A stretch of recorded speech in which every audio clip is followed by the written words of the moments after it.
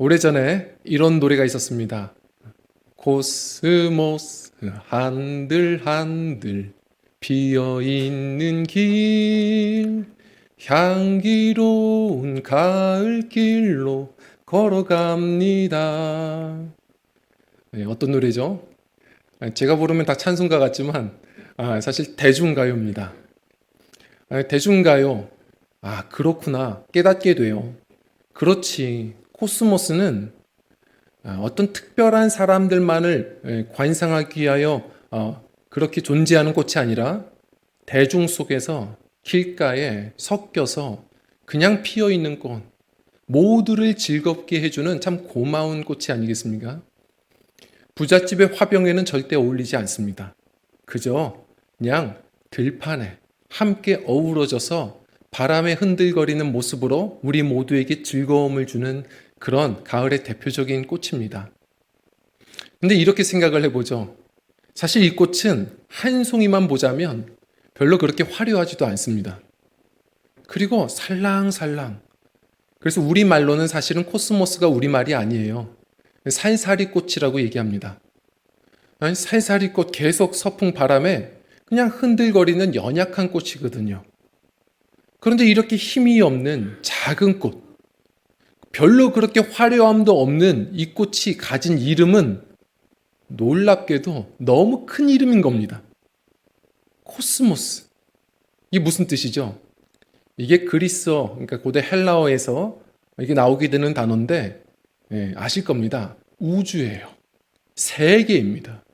그래서 이 신약 성경 헬라어로 이 원어로 보면 세상이라는 말은 다 코스모스예요.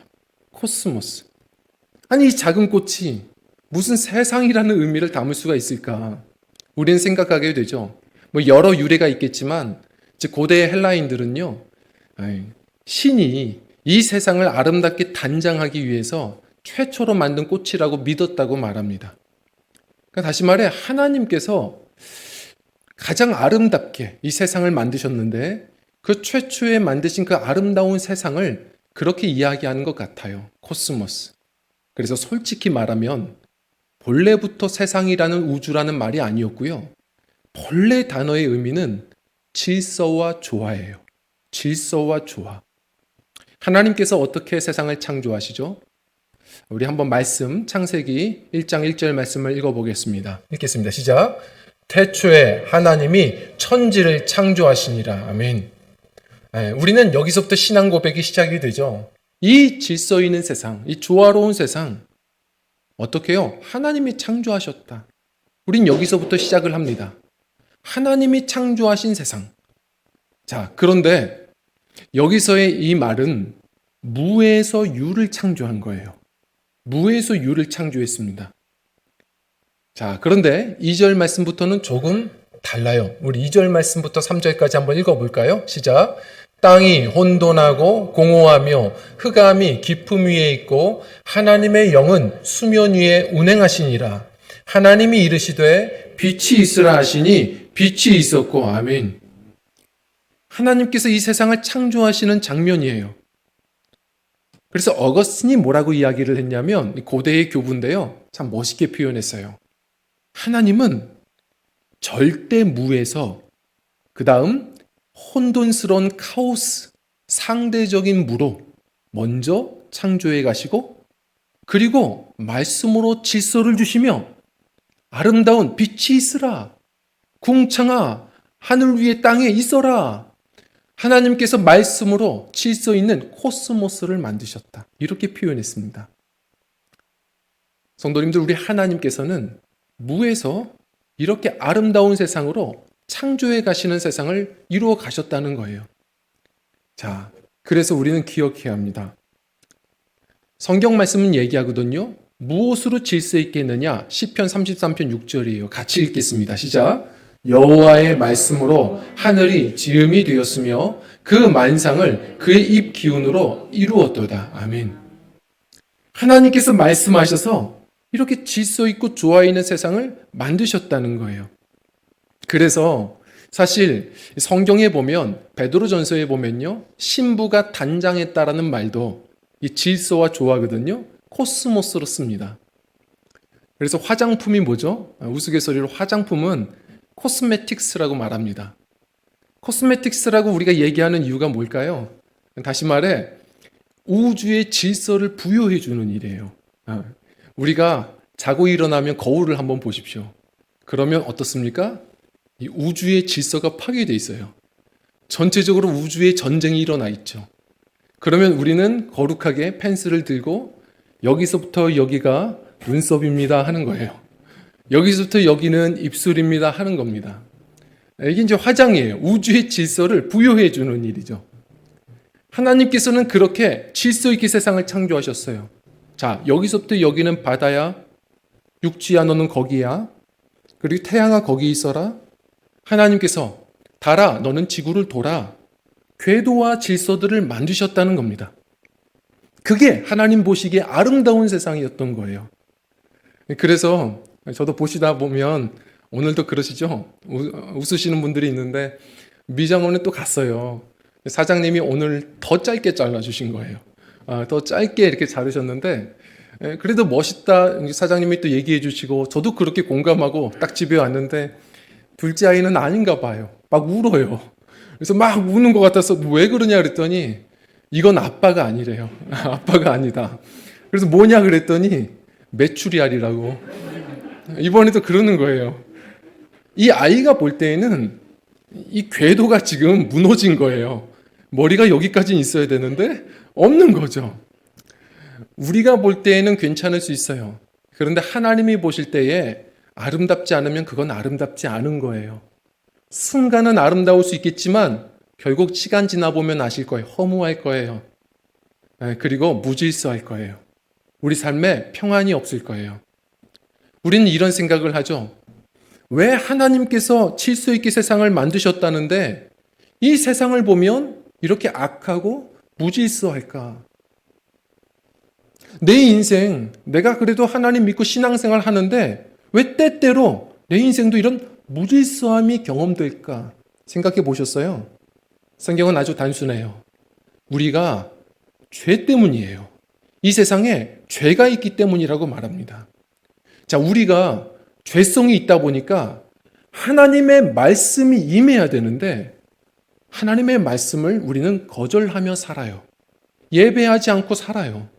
그러다 보니까 자연스럽게 우리 인생 속에 이 죄로 인한 무질서가 때때로 경험이 되는 것입니다. 자, 그래서 우선 기억하셔야 돼요. 하나님의 역사는 분명해요. 우리 한번 읽어보겠습니다. 시작. 하나님의 역사는 카오스에서 코스모스로 진행됩니다. 아멘. 하나님의 역사는 항상 카오스에서 코스모스로 진행돼요. 무질서에서 질서로, 추함에서 선함으로 계속 이어지게 되어 있어요. 그래서 기억하십시오. 말씀을 붙드시는 성도님들, 그리고 믿음의 가정은 느린 것 같아도 하나님은 반드시 일하실 것이고 반드시 선으로 이끄실 겁니다. 이 소망 붙드시고 사셔야 돼요. 하나님의 역사는 빈틈없어요. 틀림없습니다. 반드시 느린 것 같아도 우리 가정을, 내 신앙을, 내 인생을 주님은 질서 있게 하실 것이고 선하게 창조해 가실 거예요. 자, 그런데 이제 우리의 질문입니다. 왜 때때로 우리의 삶 속에 이런 무질서를 경험하느냐? 다시 말합니다. 하나님의 말씀을 거절하는 거예요. 주님의 뜻대로 살지 않아요. 죄 때문에 무질서들을 순간순간 경험한다고요. 자, 여러 무질서가 있습니다. 우선은 영적인 무질서가 뭘까요? 그 영적인 무질서는 바로 불안함이에요. 불안해요. 왜요? 다시 얘기할게요. 이 교부 어거스틴이 뭐라고 이야기를 했었냐면 사람은 하나님을 향하여 살아가도록 지어진 존재다. 내가 하나님을 향하여 그 안에서 쉴 때에 비로소 안식하게 되었다고 말해요. 우리는 이렇게 하나님을 대하고 하나님을 향하여 예배하고 주님 말씀 뜻대로 살아가는 그 삶 속에서 평안을 누리게 지어졌어요. 영적인 존재예요. 왜? 영이신 하나님을 예배하라고. 자, 사람을 만드실 때도 질서예요. 어떻게? 하나님에 대해서는 예배자로 살아라. 질서예요. 사람에 대해서는요. 사람은 다 하나님의 형상이야. 차별하면 안 돼. 다 존중하고 사랑해 동반자로 살도록 하나님이 질서를 주셨어요. 자연에 대해서는요. 다스려야 돼 관리자로 세우셨어요. 그런데 죄가 임하니까 이게 뒤죽박죽인 거예요. 하나님을 예배하지 않고 돈을 예배해요. 다른 것을 예배하죠. 내가 왜 불안한지 나만 몰라요. 그리고 사람을 차별하면 안 되는데 우리는 수없이 차별해요. 그리고 자연을 관리해야 되는데 자연을 파괴시켜요. 그러다 보니까 수없는 재난들을 또 맞이합니다. 수없는 무질서를 경험해요. 자, 먼저 영적인 무질서, 불안함이 있는 거예요. 하나님을 향하지 않으니까. 예를 들어서요. 부부는 이렇게 향하여 살도록 하나님이 지으셨죠. 서로가 마주보고 대화하고 마주보고 그렇게 살아야 돼요. 그런데 문제는 어떻습니까? 우리가 이렇게 등을 돌리는 거예요. 등을 돌려서 잠을 자고 등을 돌려서 말을 하고 하다 보면 어느 순간 같은 지붕 안에서 사는 것 같아도 가장 힘든 불안감을 가지고 살아가요. 이 가정은 불안합니다. 우리의 삶이 그런 거예요. 하나님을 이렇게 향하도록 예배하며 살도록 지으신 건데 우리가 하나님의 말씀이 귀찮거든요. 내 뜻대로 살고 싶거든요. 하나님을 왜 예배해? 나를 예배하고 돈을 예배해? 이렇게 등 돌려요. 그러다 보니까 나만 몰라요. 내 삶 속에 불안함이 오는 거예요. 그러면 어떻습니까? 사람은 영적인 존재예요. 그래서 하나님을 예배해야만 또한 우리가 안식이 있고 평안이 있는데 불안한 거예요. 나는 안 그렇다고 우기죠. 우리가 전도를 해보면 알아요. 요즘에 젊은이들이 얼마나 똑부러지냐면 요즘에는 이 대학가 가서 전도하면 이렇게 전도지처럼 만들어서 보여줘요. 나는 믿지 않습니다. 전도하지 마세요. 이걸 오히려 전달해서 만들어서 줘요. 똑부러지죠. 건들지 말라는 거예요. 왜? 나는 지성인이니까 영적인 거 믿지 않아. 말하죠. 천만에요. 대학로를 보세요. 사람은 영적인 존재예요. 결국 밥이 없으면요. 말씀이 없으면 자꾸 우리는 다른 불량식품 먹어요. 하루 이틀은 티가 안 나는 것 같죠. 결국은 내 삶이 허무해지고 다시 공허해지는 거예요. 혼란스러워져요. 그래서 대학로를 보시면 알겠지만 도서관이 많습니까? 아니요. 점집 투성이에요. 타로집이 그렇게 많아요. 이것저것 그냥 아무거나 영적인 것이라면 다 취하면서 전도하면 싫대요.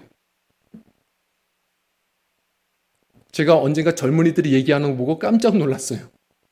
저쪽에 점집 맛집이 있대요. 이젠 젊은이들 사이에 문화처럼 잡혔어요. 이 무속의 문화가. 아무거나 덥석덥석 영적이라면 좋아서 그렇게 또한 덥석 물어요. 지금 교회에서는 청년들이 잘 보이지 않은 것 같아도 떠나는 것 같아도 어디 가는 줄 아세요? 그렇게 이단에 또 많이 빠져요. 지금 뭐 무속에 대해서 얘기를 해서 젊은이들만 가지고 얘기하는 게 아니에요. 가끔 언론에서 한두 가지 사건이 일어나서 이런 일도 있네? 신기하시죠? 신기하다니요. 오래전부터 있어 왔어요. 정계에, 재계에 수많은 사람들이 개인 무속인을 들여다가 한 번에 수천만 원씩 점을 보면서 그거 의지하면서 판단한대요. 얼마나 사람이 허약한데요. 영적인 존재라서 늘 불안하거든요. 하나님을 바라보지 않고 주님의 말씀 앞에 겸손하지 않다 보면 늘 불안해서 아무거나 잡아요. 불안한 거예요. 자, 그리고 마음에 무질서가 있어요. 그게 바로 뭐냐면 질투심이에요. 하나님은 창조적으로 다 다르게 작품으로 만드셨는데 자꾸 비교해요. 낮은 자존감, 열등감 때문에 항상 질투에 빠져서 그 사람이 힘든가요? 아니요. 내가 힘들어요. 하나님 앞에 늘 항상 우리가 반성할 일이 많아요. 스스로를 미워하고 그렇게 스스로를 또 모멸차게 자신을 인색하게 평가하고 힘들게 살아요. 가정에도 무질서가 와요. 죄로 인해서 어떤 무질서가 오죠? 불륜이에요. 하나님은 창조 질서로 한 남자와 한 여자를 합하여 한 가정을 이루게 하셨다고 말해요. 하나님이 이루게 하셨다. 사람이 그 짝을 나누지 못하게 할지라 말씀하셨어요. 그런데 사람이 막 나누죠. 왜? 그 뜨거운 열정이 식었거든. 마음 가는 대로 하나님 앞에서 했던 모든 서약들 다 잊어버리고 우리는 마음 가는 대로 말하고 행동하다가 어때요? 가정 전체에 상처를 주는 혼란이 오기 시작해요. 사회에도 무질서가 있어요. 이런 재난들, 사실 사람이 만든 재난 아닙니까? 환경을 다스리는 게 아니라 막 파괴를 시켜서 결국 이 보복을 우리는 받으며 살아가요. 수없는 무질서가 있어요. 우리가 해야 할 일은 무엇입니까? 하나님이 주시는 이 질서, 말씀을 붙들고 살아가는 것. 그 인생은요, 느린 것 같아도 다시 평안이, 그 가정에 다시 화목이, 이 사회에 다시 안정과 화해가 일어나는 귀한 은총으로 나아가는 지름길입니다. 주님의 말씀을 붙들고 살아가는 은혜가 필요해요. 자, 그런데 그래서 우리는 더욱 적용해야 합니다. 우리 한번 읽어보겠습니다. 시작. 하나님의 말씀을 가져야 합니다. 하나님의 말씀을 더욱 가져야 해요. 너무 당연한 얘기를 제가 하는 것 같죠. 오늘 사도 바울도 너무 당연한 이야기를 이렇게 시작해요. 2장 1절 말씀 한번 읽어보겠습니다. 시작. 오직 너는 바른 교훈에 합당한 것을 말하여. 아멘. 바른 교훈에 합당한 것을 말하라. 그렇게 살아라. 도대체 바른 교훈이 뭔데요? 이 바른 교훈이 무엇입니까? 자, 1장서부터 묵상해야 돼요. 우리 디도서 1장 9절 말씀은 한번 읽어보겠습니다. 시작. 미쁜 말씀의 가르침을 그대로 지켜야 하리니 이는 능히 바른 교훈으로 권면하고. 아멘. 하나님의 말씀이에요. 그게 바른 교훈입니다. 너무 당연한 얘기라고요. 요즘 우리 성도님들에게 바른 교훈은 정말 하나님의 말씀입니까? 성경이 우리 성도님들의 삶의 지침이 되고 있습니까? 안 그럴걸요. 교회에서는 아멘 하지만 우리의 마음은 그렇지 않을 거거든요. 요즘에 주님의 말씀을 그렇게 마음에 심으며 환영하며 그 씨를 심으며 사십니까? 그렇지 않잖아요. 우리가 어디서 느끼죠? 제가 가끔 이렇게 교제를 하다 보면 느껴요.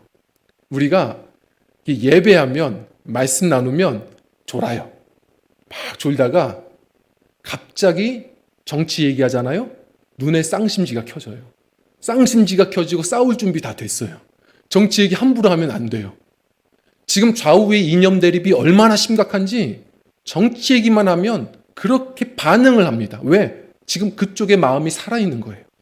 또 더불어서 저는 정치 얘기 관심 없어요. 저는 정치 얘기만 하면 졸아요. 그러신 분들 생각해 보세요.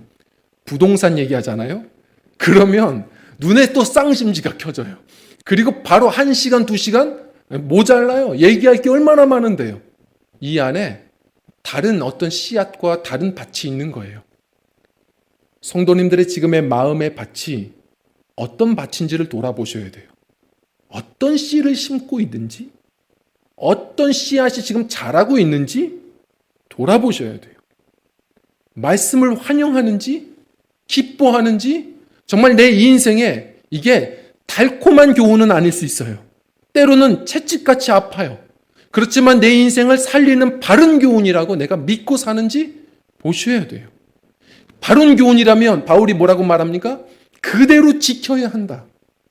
그대로 지키고 있는지 봐야 합니다.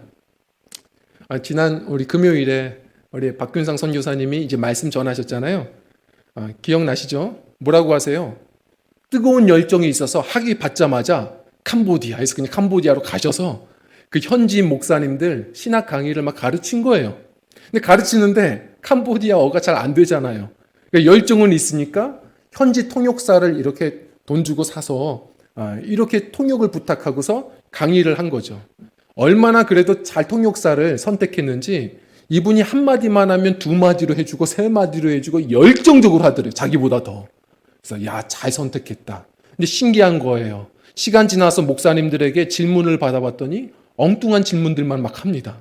그래서 왜 그런가 나중에 아는 분들에게 이게 점검을 해봤더니 이 통역사가 성경을 잘 모르니까 자기 말대로 아무런 식으로 얘기를 한 거예요. 자, 성도님들 기억하셔야 돼요. 우리 다들 진심이 중요하다고 생각하죠. 진심 중요해요. 그런데 아십니까? 오늘날 이 한국 사회를 보세요. 다 진심이에요. 이단도 진심일 때가 많습니다.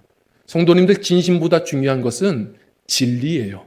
하나님의 바른 교훈 앞에 지금 서 있는지가 더 중요합니다. 지금 나의 교훈이 내 생각인지, 누구 생각인지, 어떤 철학인지 돌아보셔야 돼요. 하나님의 말씀이 내 인생의 바른 교훈으로 선포하고 삼고 지키며 그대로 살아가는 은혜가 필요해요. 목사님들은 정말 갈수록 어렵더라고요. 용기가 필요해요. 바른 하나님의 말씀을 바르게 그대로 전하는 용기가 필요하고, 목회자들과 모두가 다 성도 아닙니까? 우리 모두가 주님이 주시는 말씀대로 또 그대로 지키며 살아가는 이 은혜가 필요해요. 그것이 느린 것 같아도 하나님의 역사, 나의 인생에, 나의 가정에 아름다움과 질서, 선함을 주시는 하나님의 축복된 지름길을 우리가 기억해야 합니다. 오늘 성경은 이제 이야기합니다. 바울 사도가 이제 힘이 나요. 바른 교훈 그대로 지키게 해라 하면서 이 성도들, 참 다양한 성도들이 있을 텐데 하나하나 한 절마다 다 적용할 수 있도록 적용점을 또 친절하게 다 알려줘요. 성경 말씀을 그대로 적용할 수 있도록 잘 요약해서 하나하나 적용시켜 줍니다. 자, 먼저 교회에 있는 나이가 있는 남자들. 자, 2장 2절부터 시작을 해요. 2장 2절 한번 읽어볼까요? 시작. 늙은 남자로는 절제하며 경건하며 신중하며 믿음과 사랑과 인내함에 온전하게 하고 아멘. 나이가 있는 남자들아, 그러면서 말해요. 나이가 들수록 더 절제하고 경건하고 무언가를 선택할 때도 더 신중하고, 그리고 믿음과 소망과 인내에 더욱 온전하라. 이 온전이라는 말이 원어로 어떤 뜻이냐면 건강하라예요.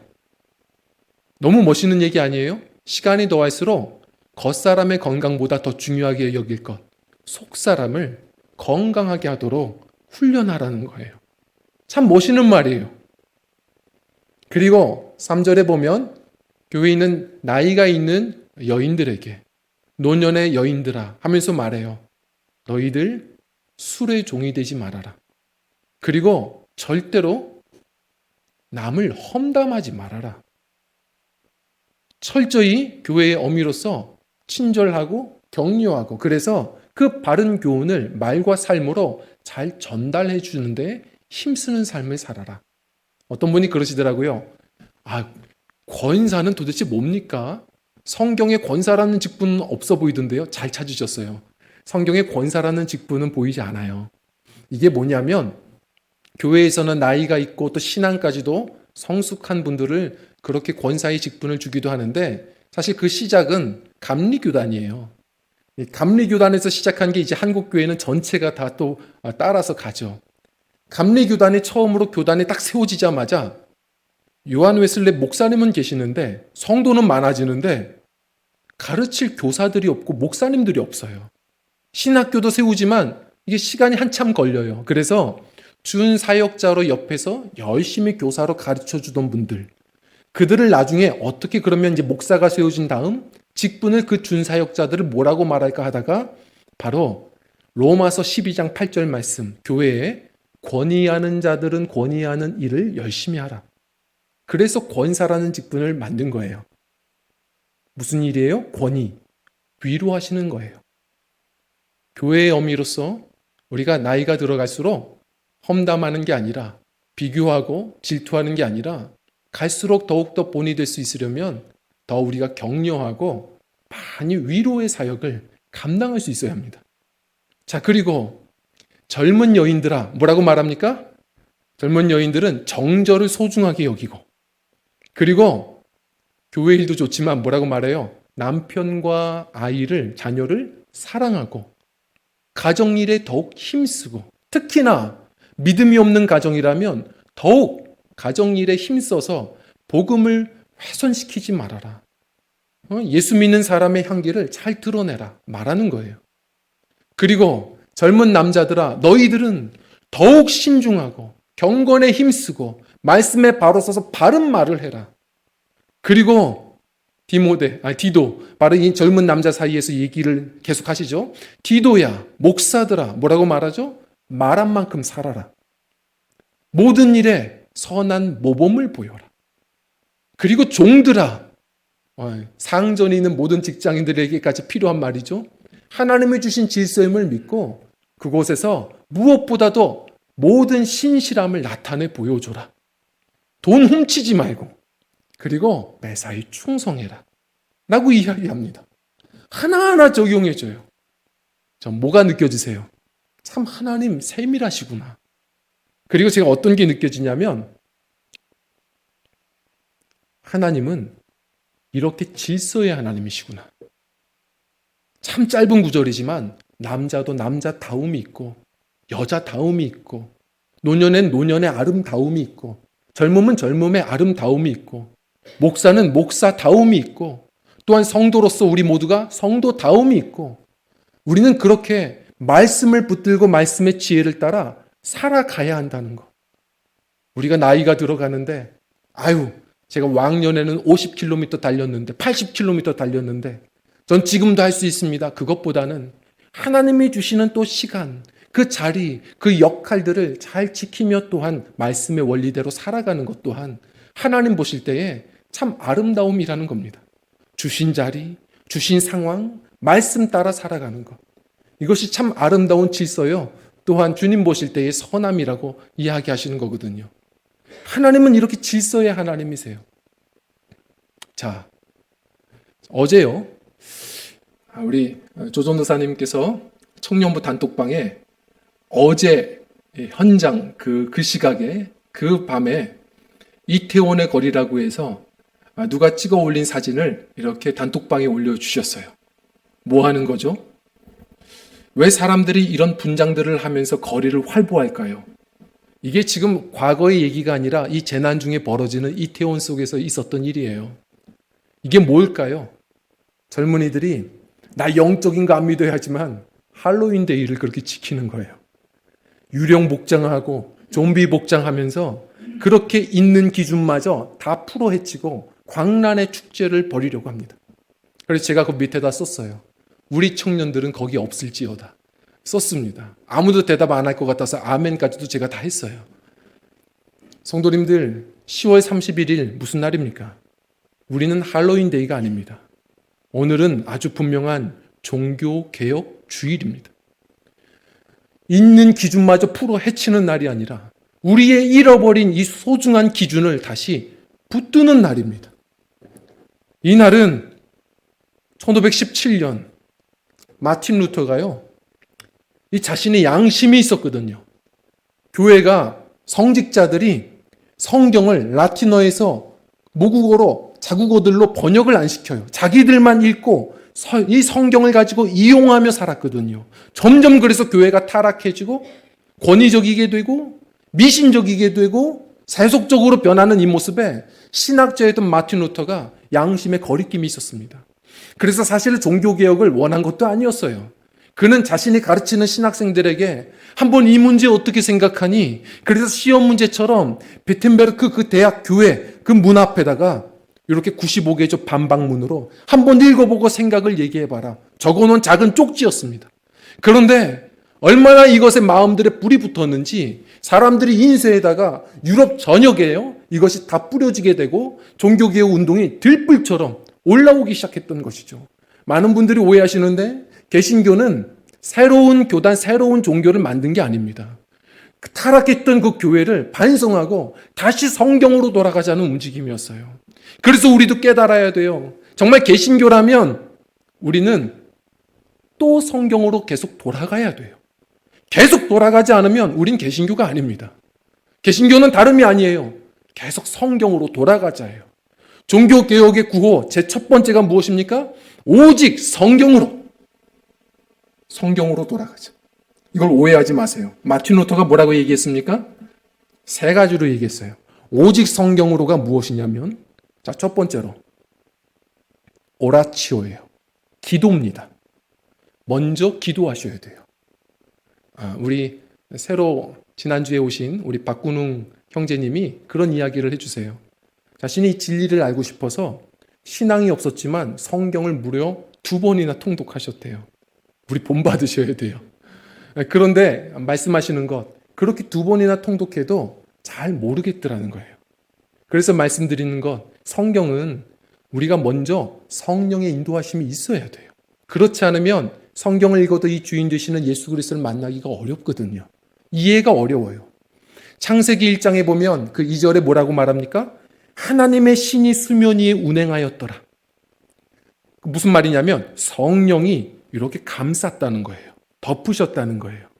그래서 저는 성도님들께 늘 말씀드립니다. 그냥 말씀 읽으면 안 돼요.